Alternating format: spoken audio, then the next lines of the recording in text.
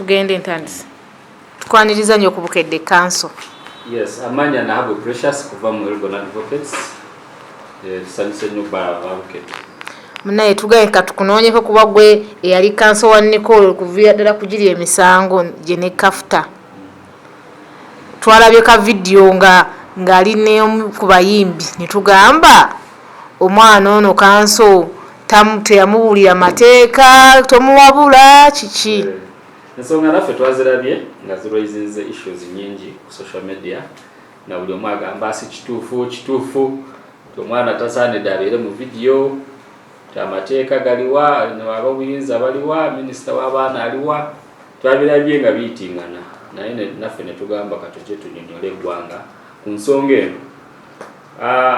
Tulina amateeka agafuga abaana naddala gali abiri constitution amateeka g'eggwanga ebyene ly'etteeka ekkulu Constitution of the Republic of Uganda awamu ne Children's Act baze bagirongoosa enfunda nyingi naye nga tulina article 34 mu Constitution tulina ne section 8 mu Children's Act birambika bulungi nti omwana yenna kasita aba aweza emyaka 16 akirizibwa okuengaginga in gainful employment ti asobola ofuna omulimu n'akola era kyenalabye nti mu vidiyo eyo most cases video vixens babasasula tibwaba ayingidde mu vidiyo n'abeeramu kimusasuza era nagwo mulimu.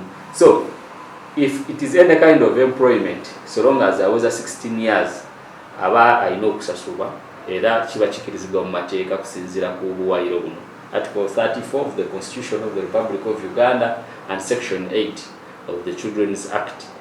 Byo birambika bulungi nti wadde emyaka gire gya 18 gye kitegeeza nti omwana alina okuba nga aweza emyaka 18 naye ku ky'omulimu ku ky'okukola amateeka gano abiri gakkiriziganya nti omwana kasita abeera n'emyaka 16 akkirizibwa okuengaginga in gainful employment aba asobola okuweebwa omulimu n'akola.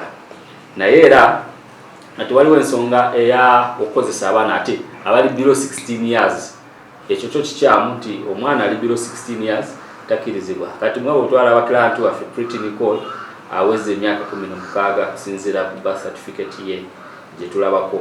Birth certificate ye ng'eraga nti she was born in 2008. So kitegeeza nti aba aweze emyaka 16 meaning mu mateeka aba akkirizibwa okuengaginga mu mirimu gyonna. Weewaawo waliwo akawaayiro era section 8A mu amendments akalaga nti omwana ate takkirizibwa ate wadde akkirizibwa okukola takkirizibwa okukola in a sexual exploitation way nti takkirizibwa ate okozesebwa in terms of pornographic materials okulaga obwereere bwe oba okumukozesa sexual exploitation tekkirizibwa okuengaginga into pornography okuta obutambi obw'obuseegu okubeera into any sexual activity prostitution generally tekkirizibwa mu Uganda. So buli omu aba akola ekyo ate kati awo oyingiriza kikyamu.